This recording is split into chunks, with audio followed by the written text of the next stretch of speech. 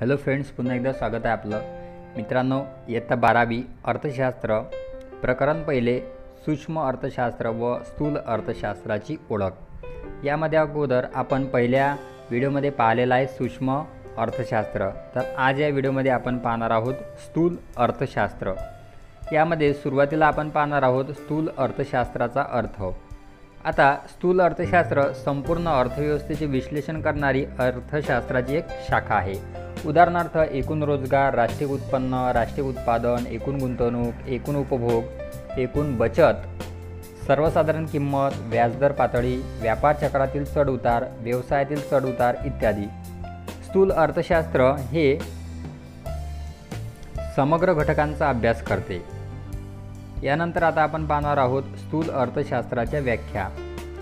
प्राध्यापक जे.एल. हॅन्सेन यांच्या मते स्थूल अर्थशास्त्र ही अर्थशास्त्राची अशी शाखा आहे की ज्यात एकूण रोजगार, एकूण बचत, एकूण गुंतवणूक, राष्ट्रीय उत्पन्न यासारख्या मोठ्या समुच्चयांचा व त्यांच्यातील परस्पर संबंधांचा विचार करण्यात येतो.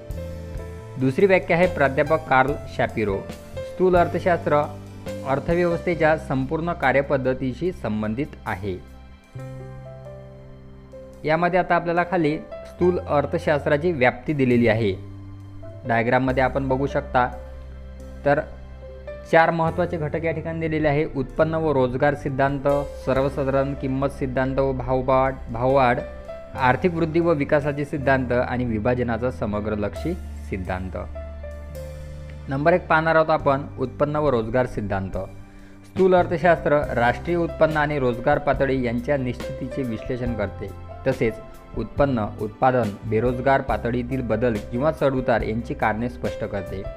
रोजगार पातळी कशी निश्चित केली जाते हे समजून घेण्यासाठी उपभोग फलन आणि गुंतवणूक फलन यांचा अभ्यास करावा लागतो. व्यवसायातील बदलांचे सिद्धांत हा उत्पन्न व रोजगार सिद्धांताचा एक भाग आहे. सर्वसाधारण किंमत पातळी सिद्धांत. स्थूल अर्थशास्त्र सर्वसाधारण किंमत पातळी कशी निश्चित होते आणि त्यातील चढ उतारांची कारणे याविषयी विश्लेषण करते. त्यामुळे तेजी व मंदी, सामान्य पातळीमुळे निर्माण होणाऱ्या बदलांचे विश्लेषण करते. तेजी आणि मंदीने निर्माण होणाऱ्या समस्यांमुळे सर्वसाधारण किंमत पातळीचा अभ्यास महत्त्वपूर्ण ठरतो. त्यानंतर आर्थिक वृद्धी व विकासाचे सिद्धांत. स्थूल अर्थशास्त्रात विकसित आणि विकसनशील देशांमधील आर्थिक वृद्धी व विकासासंबंधित सिद्धांताचा समावेश होतो. त्यात अल्प विकास आणि दारिद्र्य यांची कारणे व कार्यपद्धतीचे स्पष्टीकरण केले जाते. तसेच आर्थिक वृद्धी व विकासाचा वेग वाढविण्याची व्यूहरचना सुचवली जाते. त्यानंतर आहे विभाजनाचा समग्रलक्षी सिद्धांत. स्थूल अर्थशास्त्रीय सिद्धांत एकूण राष्ट्रीय उत्पन्नातील खंड, वेतन, व्याज व नफा यांच्याशी संबंधित सापेक्ष भागाशी निगडीत आहे. यानंतर आपण पाहू स्थूल अर्थशास्त्राची वैशिष्ट्ये. पहिलं वैशिष्ट्य आहे समग्र घटकांचा अभ्यास. स्थूल अर्थशास्त्रामध्ये संपूर्ण अर्थव्यवस्थेचा अभ्यास हा केला जातो. त्यामध्ये राष्ट्रीय उत्पन्न, राष्ट्रीय उत्पादन, राष्ट्रीय रोजगार, सर्वसाधारण किंमत पातळी, व्यापार चक्र इत्यादींचा समावेश होतो. दुसरं वैशिष्ट्य आहे उत्पन्न सिद्धांत. स्थूल अर्थशास्त्र राष्ट्रीय उत्पन्नाची संकल्पना, त्याचे विविध घटक, मापन पद्धती आणि सामाजिक लेखांकनाचा अभ्यास करते. ते एकूण मागणी व एकूण पुरवठ्याशी संबंधित आहे. तसेच राष्ट्रीय उत्पन्नातील चढउतार, व्यापार चक्रातील तेजी मंदी यांच्या कारणांचे व बदलांचे स्पष्टीकरण करते. तिसरं वैशिष्ट्य आहे सर्वसाधारण समतोलाचे विश्लेषण. सूक्ष्म अर्थशास्त्र एकूण घटकांच्या वर्तनाशी आणि त्यांच्या कार्यपद्धतीशी संबंधित आहे. सर्वसाधारण समतोल संपूर्ण अर्थव्यवस्थेतील मागणी, पुरवठा किंवा किंमत यांच्या वर्तनाशी निगडीत आहे. चौथं वैशिष्ट्य आहे परस्परावलंबन. स्थूल विश्लेषणात हे एकूण आर्थिक चले, उदाहरणार्थ उत्पन्न, उत्पादन, रोजगार, गुंतवणूक, किंमत पातळी यासारख्या आर्थिक चलांचे परस्परावलंबन लक्षात घेतले जाते. उदाहरणार्थ गुंतवणूक पातळीत होणाऱ्या बदलांचा अंतिम परिणाम उत्पन्न, एकूण उत्पादन, रोजगार आणि अखेरीस आर्थिक वृद्धीच्या पातळीवर होतो. पाचवं वैशिष्ट्य आहे राशी पद्धत. राशी पद्धतीत एका घटकाचा अभ्यास नसून संपूर्ण अर्थव्यवस्थेचा अभ्यास केला जातो. प्राध्यापक बोल्डिंग यांच्या मते जंगल म्हणजे संपूर्ण झाडांचा समुच्चय आणि समुच्चय असतो, परंतु त्यात एका विशिष्ट झाडाची गुण व वैशिष्ट्ये दिसून येत नाहीत. म्हणून यातून सूक्ष्म अर्थशास्त्र व स्थूल अर्थशास्त्रामधील फरक दर्शविला जातो. म्हणजे या ठिकाणी थोडक्यात जंगलातील एका झाडाचं जर आपण या ठिकाणी उल्लेख करायचा असेल, एका झाडाविषयी माहिती घ्यायची असेल, तर तो विषय होईल सूक्ष्म अर्थशास्त्राचा. आणि संपूर्ण जंगलाचा जर आपण विचार करणार असू तर तो विषय येईल स्थूल अर्थशास्त्राचा. 6वं वैशिष्ट्य आहे वृद्धीची प्रारूपे. स्थूल अर्थशास्त्रात आर्थिक वृद्धी व आर्थिक विकासातील विविध घटकांचा सहभाग अभ्यासला जातो. स्थूल अर्थशास्त्र वृद्धीची प्रारूपे विकसित करण्यासाठी उपयुक्त ठरते. आर्थिक विकासाच्या अभ्यासासाठी ही प्रारूपे उपयोगी ठरतात. विकासाच्या वृद्धी अभ्यासासाठी उदाहरणार्थ मूलभूत व अवजड उद्योगांवर भर देणारे महालनोबिस वृद्धी प्रारूप. 7वं वैशिष्ट्य आहे सर्वसाधारण किंमत पातळी. स्थूल अर्थशास्त्रात सर्वसाधारण किंमत पातळी निश्चित व त्यातील बदल यांचा अभ्यास असतो. सर्वसाधारण किंमत पातळी म्हणजे अर्थव्यवस्थेतील सद्यस्थितीत उत्पादित केलेल्या सर्व वस्तू व सेवांच्या किमतींची सरासरी होय. 8वं वैशिष्ट्य आहे धोरणाभिमुख. लॉर्ड केन्स यांच्या मते स्थूल अर्थशास्त्र हे आर्थिक समस्या सोडविणाऱ्या धोरणांची चर्चा करणारे शास्त्र आहे. उदाहरणार्थ भाववाढ नियंत्रण, रोजगार निर्मिती, अर्थव्यवस्थेतील मंदीतून बाहेर काढणे इत्यादी. यानंतर आपण पाहणार आहोत स्थूल अर्थशास्त्राचे महत्त्व.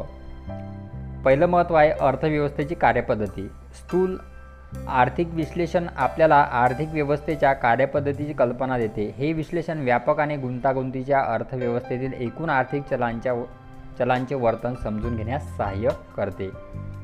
दुसरं महत्त्व आहे आर्थिक चढउतार. उत्पन्नातील चढउतार, उत्पादन आणि रोजगारातील चढउतारांची कारणे तसेच त्यांचे नियंत्रण आणि त्यांची तीव्रता कमी करण्यासाठी स्थूल अर्थशास्त्राचे विश्लेषण मदत करते. तिसरं महत्त्व आहे राष्ट्रीय उत्पन्न. स्थूल अर्थशास्त्राच्या अभ्यासामुळे राष्ट्रीय उत्पन्न आणि सामाजिक लेखा यांचे अनन्यसाधारण महत्त्व समोर आले आहे.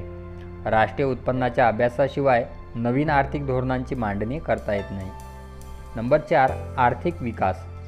स्थूल अर्थशास्त्रातील प्रगत अध्ययनामुळे विकसनशील देशातील दारिद्र्य, उत्पन्न व संपत्तीतील विषमता, लोकांच्या राहणीमानातील फरक इत्यादी समस्या समजण्यास मदत होते. ते आर्थिक विकास साध्य करण्यासाठी मदत करते. नंबर 5 अर्थव्यवस्थेची कामगिरी. संपूर्ण अर्थव्यवस्थेच्या कामगिरीचे विश्लेषण करण्यासाठी स्थूल अर्थशास्त्र मदत करते. राष्ट्रीय उत्पन्नाच्या आकडेवारीचा उपयोग दीर्घकाळात अर्थव्यवस्थेच्या कामगिरीचे मापन करण्यासाठी केला जातो. एका कालावधीत उत्पादित वस्तू व सेवांची तुलना दुसऱ्या कालावधीत उत्पादित वस्तू व सेवांशी केली जाते. नंबर 6 स्थूल आर्थिक चलांचा अभ्यास. अर्थव्यवस्थेचे कार्य समजून घेण्यासाठी स्थूल आर्थिक चलांचा अभ्यास करणे महत्त्वाचे आहे. आपल्या अर्थव्यवस्थेतील मुख्य आर्थिक समस्या या एकूण उत्पन्न, उत्पादन व रोजगार आणि सामान्य किंमत पातळी यांच्यासारख्या आर्थिक चलांशी संबंधित आहेत. नंबर 7 सामान्य रोजगार पातळी. स्थूल अर्थशास्त्र रोजगाराची सर्वसाधारण पातळी आणि उत्पादनाचे विश्लेषण करण्यास मदत करते. त्यानंतर थोडक्यात आपण आता सूक्ष्म अर्थशास्त्र आणि स्थूल अर्थशास्त्र यातील फरक जो आहे तो फरक लक्षात घेणार आहोत. तर सुरुवातीला आपण पाहणार आहोत अर्थ. सूक्ष्म अर्थशास्त्र हे अर्थव्यवस्थेतील वैयक्तिक घटकांच्या वर्तनाचा अभ्यास करते, तर स्थूल अर्थशास्त्र हे संपूर्ण अर्थव्यवस्थेतील एकूण घटकांच्या वर्तनाचा अभ्यास करते. त्यानंतर साधने. वैयक्तिक मागणी आणि वैयक्तिक पुरवठा. तर स्थूल अर्थशास्त्रामध्ये समग्र मागणी आणि समग्र पुरवठा. त्यानंतर आता व्याप्ती. सूक्ष्म अर्थशास्त्र वैयक्तिक मागणी आणि पुरवठा, उत्पादन किमती, उत्पादन घटकांच्या किमती, उत्पादन उपभोग, आर्थिक कल्याण इत्यादी. स्थूल अर्थशास्त्रामध्ये राष्ट्रीय उत्पन्न, सामान्य किंमत पातळी, रोजगार, पैसा इत्यादी. महत्त्व. सूक्ष्म अर्थशास्त्र किंमत निर्धारण, प्रारूपाची निर्मिती, व्यावसायिक निर्णय इत्यादी. आणि स्थूल अर्थशास्त्र आर्थिक चढ उतार, राष्ट्रीय उत्पन्नाचे अध्ययन, आर्थिक विकास इत्यादी. सिद्धांत. सूक्ष्म अर्थशास्त्र किंमत सिद्धांत आणि स्थूल अर्थशास्त्र उत्पन्न आणि रोजगार सिद्धांत. आता उदाहरण. सूक्ष्म अर्थशास्त्र वैयक्तिक उत्पन्न, वैयक्तिक उत्पादन यांचा अभ्यास करते, तर स्थूल अर्थशास्त्रामध्ये राष्ट्रीय उत्पन्न, राष्ट्रीय उत्पादन इत्यादींचा अभ्यास केला जातो. तर मित्रांनो, व्हिडिओ जर का आपल्याला आवडला असेल तर लाईक, शेअर आणि कमेंट करायला विसरू नका.